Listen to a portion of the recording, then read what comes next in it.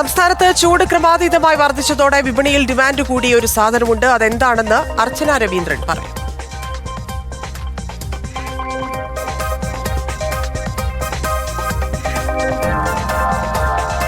കനത്തതോടെ ആളുകൾക്ക് എല്ലാം തന്നെ പുറത്തിറങ്ങാൻ പോലും പറ്റാത്തൊരു സാഹചര്യമായിരിക്കും അല്ലേ.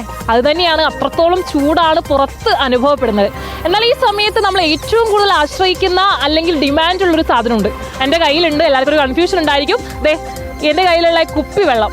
ഒരു ഇഞ്ച് നടക്കാൻ പോലും ഈ കുപ്പിവെള്ളത്തിന്റെ ആവശ്യകത ഉണ്ട് എന്നുള്ളതാണ്. ഇത് ഏത് കാലം? കുപ്പിവെള്ളത്തിന്റെ കാലം. എവിടെ ചെന്നാലും ആളുകളുടെ കൈകളിൽ ഒരു കുപ്പിവെള്ളം ഇപ്പൊ മസ്റ്റാണ്. കടയിലിരിക്കുന്ന ചേട്ടനിലാകട്ടെ, ചില്ലായി നടക്കുന്ന കൗമാരങ്ങളിലാകട്ടെ, എന്തിന് ഒരു ഉപ്പ് കടയിലേക്ക് വാങ്ങാൻ പോകുന്ന ചേച്ചിയുടെ കൈകളിലും കുപ്പിവെള്ളം തന്നെ.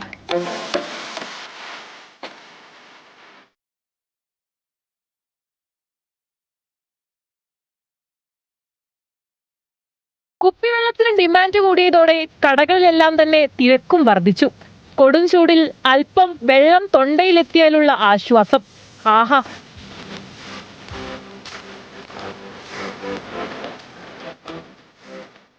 ഇനി അല്പത്തല്പം ഈ ചേട്ടന്മാരെ ഒന്ന് വെള്ളം കുടിപ്പിച്ചേക്കാം. ഒരു ദിവസം എത്ര കുപ്പി വെള്ളം കുടിക്കും? ഞാൻ മൊത്തം 9 കുപ്പി വെള്ളം കുടിക്കും. 9 കുപ്പി വെള്ളം കുടിക്കും.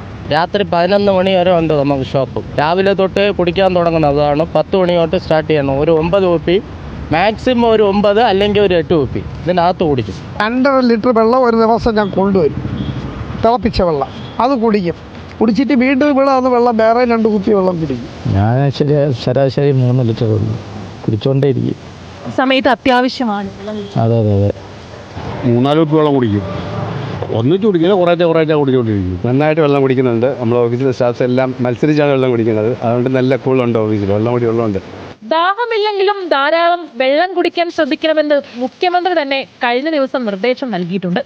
കുപ്പിവെള്ളത്തിന്റെ ശുദ്ധത ഉറപ്പുവരുത്തുന്നതിനായി പരിശോധനകൾ കൂടുതൽ ശക്തമാക്കുമെന്നും മുന്നറിയിപ്പുണ്ട്. എന്നാലും ഞാൻ ചോദിച്ചു മടുത്തു. അത്രത്തോളം ചൂടാണ് പുറത്ത് നമുക്ക് അനുഭവപ്പെടുന്നു. എന്നാലും കുറച്ച് വെള്ളം കുടിച്ചിട്ടാവാമെന്ന് തോന്നുന്നു അല്ലേ?